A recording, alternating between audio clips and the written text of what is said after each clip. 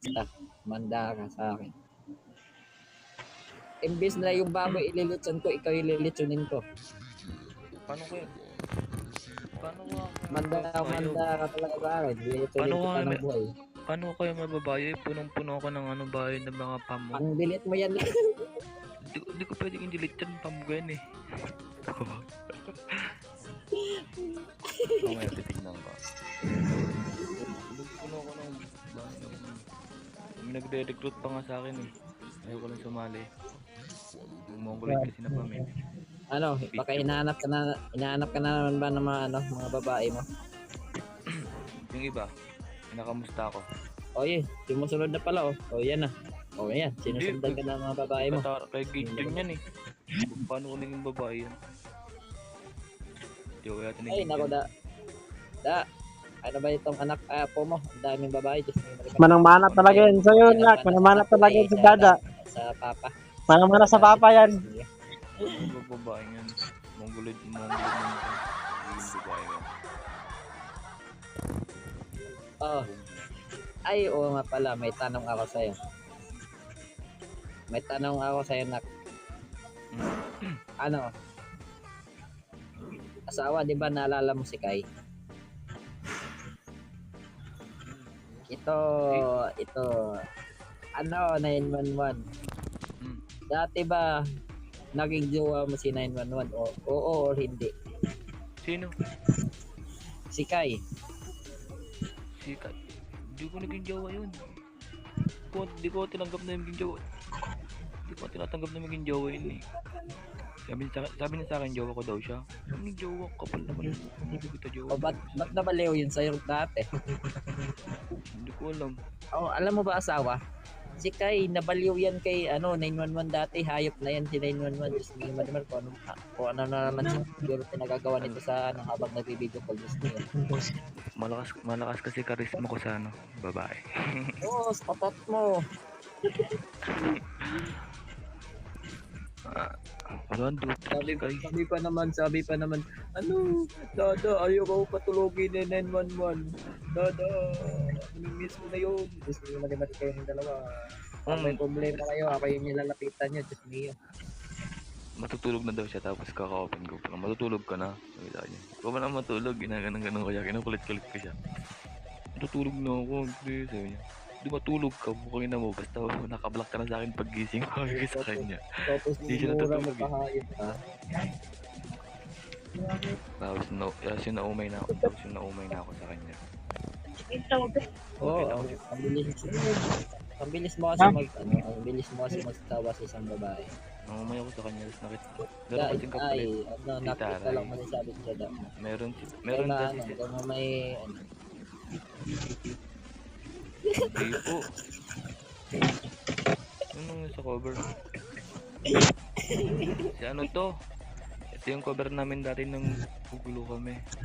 Ito dati yung cover namin nang gugulo kami. Cover. Ano na, ito lang kasi na. Alam ko naman kwento mo, alam ko lahat sa iyo, kilala kita. Alam ko pag may dinidate ka, isang araw lang yun kasi bigla kang sasawa, sabihin mo dayo ko na sa kanya ganyan, di ba? Ano, nakita lang na kung makakahanap ka man ng tamang babae na katulad ng namin, wag mo nang pakawalan yan. Minsan ka lang makakahanap ng babaeng Grabe nga yun.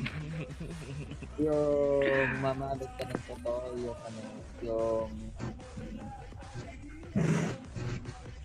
o bakit? Ang pake mo, wala kang pake. Sa kanya, tinuturuan mo ng kademonyohan, hayop ka. Wag ako. Hindi, tama si Dadalo, di ba? Dapat puro babae lang. Isipin na isang babae lang. Pag isang babae lang, lugi ka. Gusto mo yung bahala kayo dyan. Dapat 3-4 ganun. Oo, apat. Yung dati, tapos biglang tingin 3, tapos ngayon naging 2. Tama yan, ganun. Dapat kapag magsawa, palitan yan, no? Dati, dalawa yun. Baka gusto mo. Tapos yung anak, di pa pinatawad, naging mami ko pa, hayop. Kapatid ko pa yun, ha? Okay lang yun. Baka gusto niyang mawala ng Ala, patay. Ala.